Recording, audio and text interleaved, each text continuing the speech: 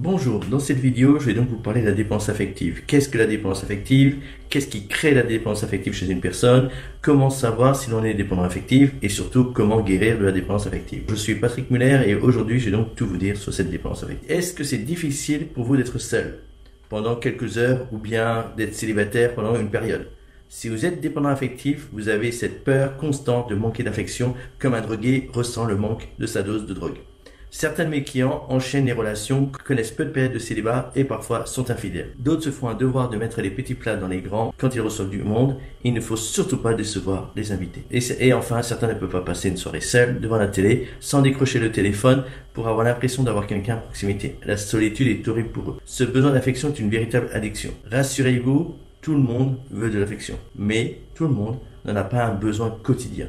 Normalement, si vous ne recevez pas de l'affection pendant un temps plus ou moins long, il n'y a aucune souffrance. Si ce n'est pas le cas, c'est que vous êtes dépendant. Quand vous demandez de l'affection, vous êtes très vulnérable. Et ça, c'est super important de comprendre, car la personne à qui vous faites la demande peut soit dire oui, et dans ce cas, tout va très bien pour vous, soit dire non pour plusieurs raisons. Soit parce qu'elle n'a pas envie, ou parce qu'elle n'a pas le temps de vous donner cette affection. Dans ce cas, elle estime qu'elle vous a déjà consacré assez de temps, et ce n'est pas malsain, c'est correct. Chacun se respecte, chacun va à une limite. Cela va vous frustrer terriblement et cela peut générer un conflit dans la relation. Vous allez sortir des phrases, vous allez exprimer des phrases du style « tu es mon conjoint, ma conjointe, tu me dois de l'affection ». Combien d'hommes en manque d'affection ont dit à leur femme « tu es ma femme, tu es obligé de me donner un rapport sexuel ». Autre possibilité où la personne peut refuser, la personne va refuser volontairement pour vous faire du mal. Ça, c'est le cas si vous êtes en relation avec un manipulateur ou un pervers narcissique. Et dans ce cas, vous allez très très mal dans votre peau. Ou encore, troisième possibilité, la personne peut en profiter pour vous faire du chantage. En effet, vous êtes en attente de quelque chose. Vous en avez tellement besoin de cette affection et vous êtes tellement vulnérable que l'on peut vous faire du chantage. Alors, quel chantage? On va vous demander un service en échange d'affection. Au final, vous allez obtempérer. Quand un manipulateur fait un silence radio, il vous fait un chantage. Il veut quelque chose en échange pour mettre fin à son silence radio. Souvent quelque chose que vous lui avez déjà refusé avant le début du silence radio.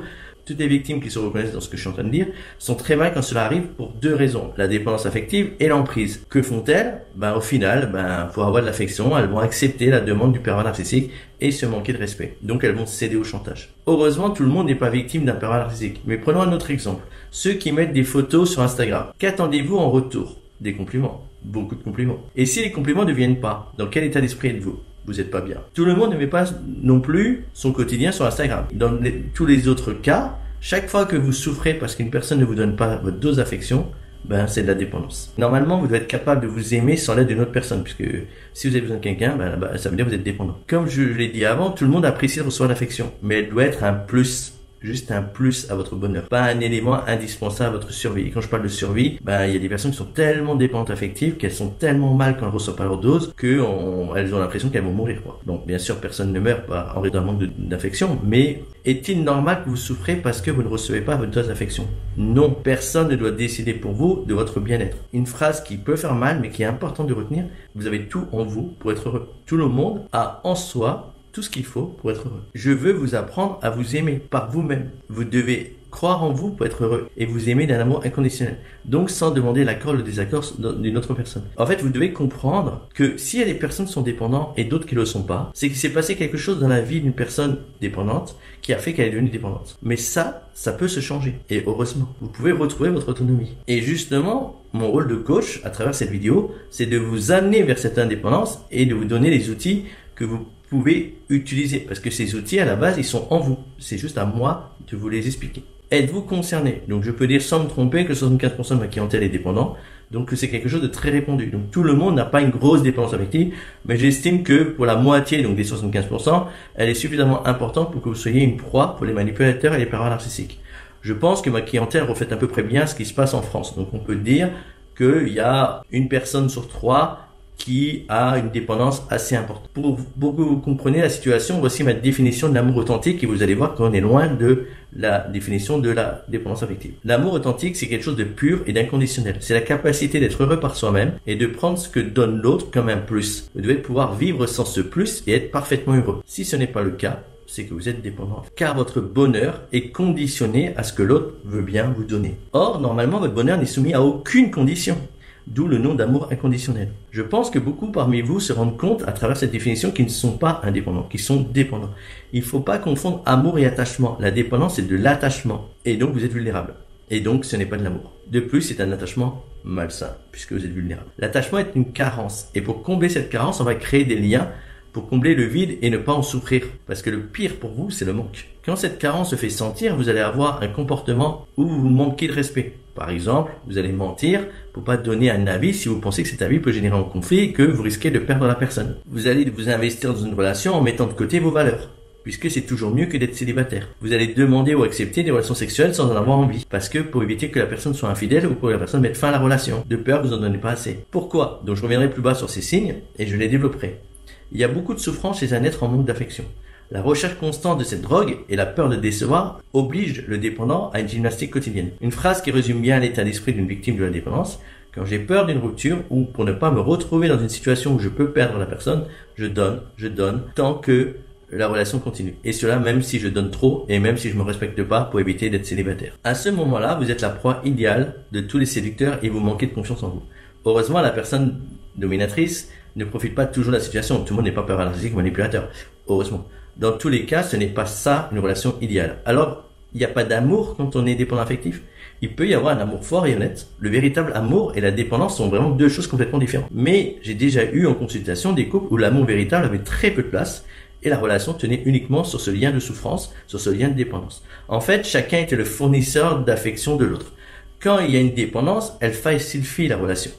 Dans une relation entre un pervers narcissique et sa proie, le pervers nourrit la dépendance affective et parfois son empathie, et la proie nourrit l'aspect narcissique du manipulateur. C'est ce qui fait tenir la relation. Qu'est-ce qui crée la dépendance affective? Si vous êtes dépendant, pour la majorité d'entre vous, c'est tout simplement parce que les événements se sont déroulés depuis votre naissance. Sachez que ces événements peuvent avoir lieu dès votre conception. En effet, il est possible de naître en étant déjà dépendant affectif. Quel événement durant l'enfance? Alors, contrairement à ce que vous pouvez penser, la dépendance affective ne concerne pas uniquement les personnes qui ont été abandonnées par leurs parents à la naissance. Évidemment, une personne abandonnée à la naissance ou à son plus jeune âge sera dépendante affective. Mais elles ne sont pas les seules. Je vous rappelle que 75% de ma clientèle est dépendante affective. Or, 75% de ma clientèle n'a pas été abandonnée. Par contre, une absence est toujours une raison qui va créer une dépendance affective. Quelques exemples. Des parents qui divorcent. Si l'enfant, après le divorce, voit peu le père, ça peut créer une dépendance. Si l'enfant a failli mourir à la naissance ou les premières années de son existence, ça peut créer une dépendance. Si vous avez été mis en couveuse à la naissance, ça peut créer une dépendance. Si vous avez des parents qui rentrent tard du travail, surtout entre votre naissance et vos 8 ans, ou qui font des voyages d'affaires, des parents qui ont été militaires, qui sont partis 4 mois à l'étranger, ou des parents qui sont des commerciaux, qui partent toute la semaine, tout cela peut créer des dépendances. D'accord? Après, c'est au cas par cas. Quand je fais mes consultations, j'analyse vraiment la vie de la personne, parce que ce qui peut être une dépendance pour l'un ne sera pas forcément pour l'autre, et inversement. Évidemment, vous doutez bien qu'il y a plein d'autres exemples. Là, je vous donne 3-4, mais il y a plein d'exemples dans la vie où on peut être dépendant. Si vous avez un enfant ou plusieurs enfants qui ont vécu l'un de ces événements, ils sont déjà dépendants affectifs. Comment savoir si vous êtes dépendant affectif? Alors, sur mon site, je propose un test que vous pouvez retrouver en cliquant sur le lien ci-dessous, sous la vidéo. Mais on va quand même développer un peu et ce que j'ai dit dans l'introduction. Donc comme je l'ai dit avant, la meilleure comparaison que je puisse vous faire, c'est de comparer la dépendance à une drogue. Et comme toute drogue, il y a un manque, donc une addiction, et un fournisseur. Le manque, vous l'avez compris, c'est ce manque affectif qui vous prend et qui vous rend vulnérable. Pour combler ce manque, vous recherchez un mot doux, un geste tendre, un acte sexuel. Heureusement, vous n'êtes pas toujours en manque. Le manque se fait sentir quand vous doutez que l'autre vous aime. Par exemple, si l'autre vous fait un silence radio, ou bien lors d'une dispute. Pour vous, c'est normal qu'on vous donne de l'affection. Pour votre conjoint ou votre conjointe, ce n'est pas toujours normal. Et donc parfois, elle estime que c'est trop, que vous en demandez trop. J'ai beaucoup de femmes qui estiment que quand le monsieur il demande des relations sexuelles plusieurs fois par semaine, c'est trop, ou plusieurs fois par jour. Parfois, c'est trop, surtout quand il y a des disputes. Et la femme, elle a tout à fait le droit de dire non. Voilà. Et le monsieur, quand il est dépendant, il n'accepte pas. S'il y a un manque, il faut aussi un fournisseur.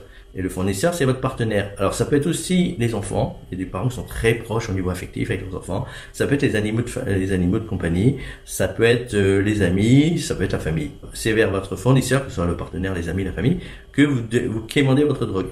Donc, votre dose d'affection. Selon qu'il vous respecte ou pas, encore une fois, selon que la personne vous manipule pas, il peut jouer avec vous. Par exemple, il peut vous menacer de vous tuer pour réveiller votre dépendance affective et obtenir quelque chose de vous. C'est ce que je disais avant avec le chantage. Certains cherchent de l'affection chez le conjoint ou la conjointe, mais comme je viens de le dire, il faut pas oublier les animaux de compagnie ou les enfants ou les amis ou la famille. Autre caractéristique, si vous êtes dépendant, vous n'aimez pas les conflits. Pour les éviter, vous prenez sur vous. Ce qui n'est pas bon pour le couple, si vous évitez un conflit un jour, il reviendra dans 3 semaines et le problème c'est qu'il reviendra de manière beaucoup plus importante. Si le partenaire est contrôlant, lui cacher des informations pour éviter un conflit sera très très mal perçu et ça va dégénérer en conflit parce que la personne qui est contrôlante va avoir l'impression d'avoir été trahi. Pourquoi les dépendants détestaient les conflits? Le dépendant va paniquer au sujet des possibles conséquences s'il dit la vérité. Alors, évidemment, c'est dans sa tête. Ça ne veut pas dire que c'est ce qui va arriver. Et en réalité, ça n'arrive jamais. Mais le dépendant est tellement convaincu que ça va arriver que du coup, il va tout faire pour éviter le conflit. Pour lui, quel est le risque? Toujours selon lui, le conjoint ou la conjointe sera déçu. Donc, pour éviter d'être quitté ou abandonné, il va cacher, minimiser, intérioriser tous les signes, les actes, les paroles qui pourraient provoquer un conflit, encore une fois, selon le dépendant. Pour certains d'entre vous, être célibataire n'est pas possible. Dans ce cas, vous enchaînez les histoires d'amour. Vous pouvez même être en couple 24 heures, 48 heures après une rupture. C'est assez dingue. Bon, c'est assez facile avec des réseaux sociaux aujourd'hui et puis les sites comme Tinder. Donc, pour vous, être célibataire est une tare parce que vous avez tellement besoin d'affection qu'il faut absolument trouver quelqu'un qui va vous en donner. Autre caractéristique très importante, le dépendant veut toujours plaire. Son image est très importante. Et surtout, ne pas décevoir. Donc, il va mettre ses priorités entre parenthèses pour aller dans le sens de l'autre, en oubliant complètement ses valeurs. J'ai vu les dépendants être vraiment au petit soin du partenaire. Il n'y a rien de mal à cela, d'être au petit soin du partenaire, si la relation est équilibrée et si l'autre personne n'en profite pas. Or, c'est pas toujours le cas. Sinon, le dépendant se manque, encore une fois, totalement de respect envers lui-même parce que il fait des choses qu'il n'a pas envie de faire et il s'oublie. Lors d'une soirée, la personne en manque d'affection veut que tous les invités passent une bonne soirée. Elle va mettre les petits plats dans les grands et si l'un des invités est déçu, elle ne sera pas heureuse. Il y aura peur que l'invité arrête la relation parce que l'invité est déçu de la soirée. Le dépendant se soumet donc au bon vouloir de ses invités. Il va faire une soirée en fonction des désirs de ses invités. Plus chez les hommes que chez les femmes, mais je le vois aussi chez certaines femmes, lors des consultations, la sexualité a une grande place pour les personnes dépendantes. Surtout, pour les hommes dépendants, parce que pour les hommes dépendants, souvent, c'est le seul signe d'amour qu'ils reconnaissent. Vous leur dites un je t'aime, ça leur fera rien du tout. Par contre, une relation sexuelle, c'est une preuve d'amour. Et quand j'ai une preuve d'amour, c'est une preuve d'amour qui doit avoir lieu plusieurs fois par semaine, voire parfois plusieurs fois par jour. Et quand le dépendant ne reçoit pas ce qu'il veut, il va être infidèle pour avoir absolument sa dose de sexualité. Alors, comme je l'ai dit avant, Dieu merci, on n'est pas dépendant tous les jours, mais de temps en temps. Quand le conjoint, mais aussi un ami ou le lien familial n'est pas acquis. Par exemple, pendant la période de séduction, ou bien juste après une dispute de couple. Tout va dépendre du vécu de chacun. C'est vraiment au cas par cas. Vous êtes tous uniques. Là, c'est difficile de parler de manière générale. Tous les dépendants ne sont pas fragiles, mais certains sont très fragiles. Donc, pourquoi cette fragilité? Et comme je disais avant, pour certains, on peut presque parler de survie, quoi.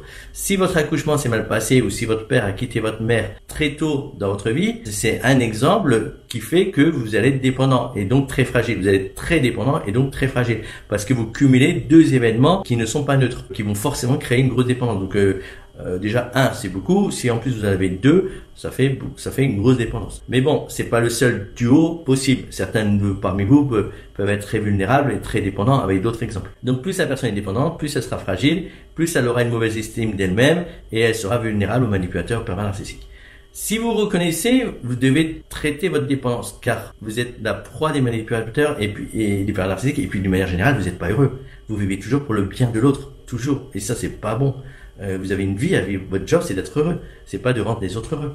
Vous savez très bien que si vous avez un drogué en face de vous, vous lui direz, non, ta vie n'est pas trouver ta dose de drogue. Ta vie est de faire un sevrage pour vivre ta vie et être heureux. Là, c'est pareil. Comment guérir de la dépendance affective? On est d'accord, personne n'a envie d'être soumis psychologiquement. Comme je l'ai dit avant, tout ce que j'ai dit depuis le début de cette vidéo, vous n'en avez pas envie. Vous pouvez pas dire que c'est ce que vous rêvez dans la vie. Vous devez donc reprendre le contrôle de vous-même, de votre vie sentimentale. Donc la question à vous poser, c'est est-ce que vous voulez? Comme pour arrêter la drogue, pour ne plus subir la dépendance, il faut faire un sevrage. Il faut que vous repreniez le contrôle de vous-même, le contrôle de vos sentiments sur le plan conscient et inconscient. Le but, vous devez être capable de vous donner de l'affection. Vous devez être votre principale source d'amour. Vous devez être le fournisseur. Et ce que vous demandez ou ce que vous recevez des autres doit être un plus que vous pouvez parfaitement gérer. Ce plus ne doit pas être une obligation à votre bonheur. Et cela dans tous les domaines de votre vie. Vous devez devenir une femme indépendante ou un homme indépendant sur le plan sentimental pour ne plus être une proie. D'accord? Et pour être heureux. C'est comme ce qu'on veut tous être heureux dans la vie. Est-ce possible? Bien sûr. Sinon, tous les célibataires seraient incapables de vivre seuls.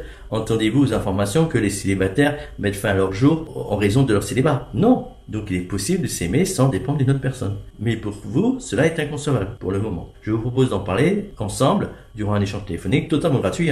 Durant cet échange d'une dizaine de minutes, j'écouterai votre situation et je vous donnerai une première réponse. Et quand je vous dis que c'est gratuit, que c'est vraiment gratuit, je suis même prêt à vous appeler sans que vous n'ayez de frais de communication à votre charge. Bon, pour ceux qui sont en Europe, soit vous m'appelez donc au 06 95 26 11 32, évidemment vous trouverez le téléphone dans la barre d'information, soit si je vous appelle le jour et l'heure de votre choix. Dans ce cas, il faut juste remplir le formulaire que vous trouverez dans le lien. Évidemment, l'échange permettra aussi d'évaluer si vous êtes très dépendant et si un sevrage s'impose, ou bien si vous l'êtes peu et qu'est-ce qu'on fait en fonction de ça. Si vous voulez que je vous accompagne, il faut savoir que cet accompagnement sera quotidien. Bon, mais moi je fonctionne toujours comme ça. Donc en fait, parce que c'est vrai que c'est dans tous les domaines de votre vie qu'il va falloir changer, et ça c'est super important. Donc c'est les activités quotidiennes, c'est les choix que vous faites au quotidien. Ça peut être votre manière de parler, ça peut être votre manière de vous présenter aux autres. Comme je disais avant, les dépendants ont tendance à s'oublier. Ça peut être le travail s'il nourrit votre dépendance. Parfois, il y a certaines personnes qui font un travail pour nourrir leur dépendance affective. Ça peut être la sexualité si vous respectez pas et si vous avez envie d'en parler, parce qu'évidemment, je force personne à en parler. Rappelez-vous le but, devenir une source de votre bonheur et ne plus souffrir de cette dépendance affective. Je vous rappelle que votre conjoint doit être un plus, ça doit pas être votre fournisseur. Moi, je vous propose d'en parler. Sur mon site et en cliquant sur le lien, vous verrez aussi des témoignages de personnes qui m'ont fait confiance. De toute manière, alors concrètement, de quoi s'agit-il? Dans un premier temps, je fais une consultation. Ça me permet de savoir qui vous êtes, d'analyser les événements vécus comme je vous ai dit avant, de vous dire d'où vient votre dépendance, est-ce qu'il y a autre chose que la dépendance, enfin de vraiment vous analyser, de comprendre qui vous êtes. Je prends le temps. De toute façon, moi mes consultations sont toujours limitées. En moyenne, ça dure 3 heures. Le record, c'est 7 heures. Je commence et je prends le temps. Voilà. Et vous payez le même prix. De toute façon, c'est un forfait. Donc vous payez le même prix. Donc que ça dure 3 heures ou 4 heures ou 5 heures. Et puis vous avez 3 semaines de suivi quotidien. Alors quand je dis quotidien, c'est tous les jours sauf le dimanche, en fonction de ce qui s'est passé dans votre journée, vous me racontez et je vais corriger vos actes, je vais vous dire ce qu'il faut dire, ce qu'il faut faire, ce qu'il faut pas dire, ce qu'il faut pas faire et ce que vous oubliez de faire pour que petit à petit vous devenez indépendant et que tout s'arrange. Donc c'est ce que je vous propose. La formule a fait ses preuves. Je vous invite dans un premier temps à me contacter. Ça vous engage à rien. Moi j'estime que vous pouvez pas rester comme ça. Je pense que beaucoup d'entre vous sont dans la souffrance, donc je pense que c'est une bonne solution pour vous. Donc n'hésitez pas, je vous attends.